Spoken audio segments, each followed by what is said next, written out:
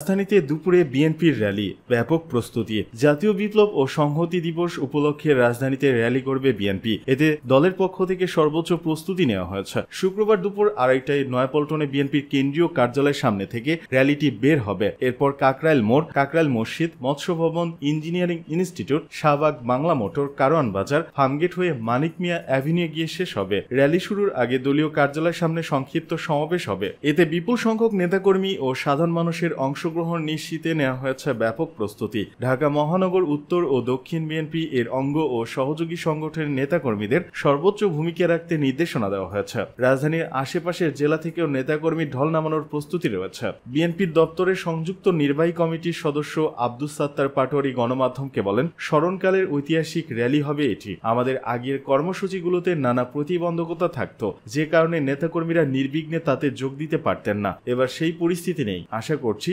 র্যালিতে লাখ লাখ মানুষ স্বতঃস্ফূর্তভাবে অংশ নিয়ে কর্মসূচি সফল করবে।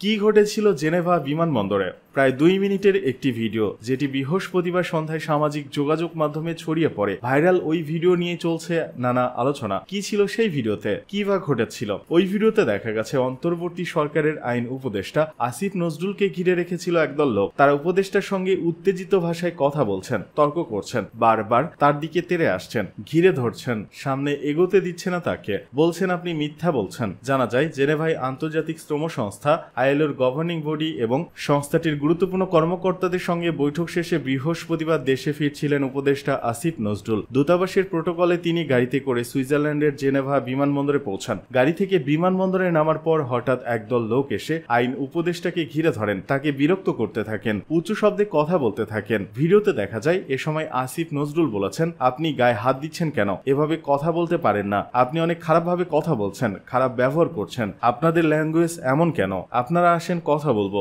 তখন হেনস্থাকারীরা বারবার তর্ক করতে থাকেন। তাদের একজন বলেন, আমরা বাংলাদেশের সাধারণ মানুষ, স্বাধীনতার পক্ষের লোক, আপনারা বিপক্ষের লোক। এরপর আসিফ নজরুল বিমানবন্দরের ভেতরে ঢুকে যান। হেনস্থাকারীরা তখনও তার পিছু নেন। পাকিস্তানি রাজাকার বাংলাদেশ সরকার, জয় বাংলা, জয় বঙ্গবন্ধু বলে স্লোগান দিতে থাকেন। ওদিকে গণমাধ্যমের খবরে বলা হয়, সুইজারল্যান্ডের বেশ কয়েকটি সূত্র নিশ্চিত করেছে বিমানবন্দরে আইন উপদেষ্টাকে হেনস্থাকারীরা আওয়ামী লীগের সমর্থক। সেখানে সুইজারল্যান্ড আওয়ামী লীগের সভাপতি নজরুল ইসলাম জামাদার ও সাধারণ সম্পাদক শ্যামল খান উপস্থিত ছিলেন। মিথ্যা মামলা দিয়ে হয়রানি করার ব্যবসা বন্ধ করা দরকার, মন্তব্য ব্যারিস্টার ফুয়াদের।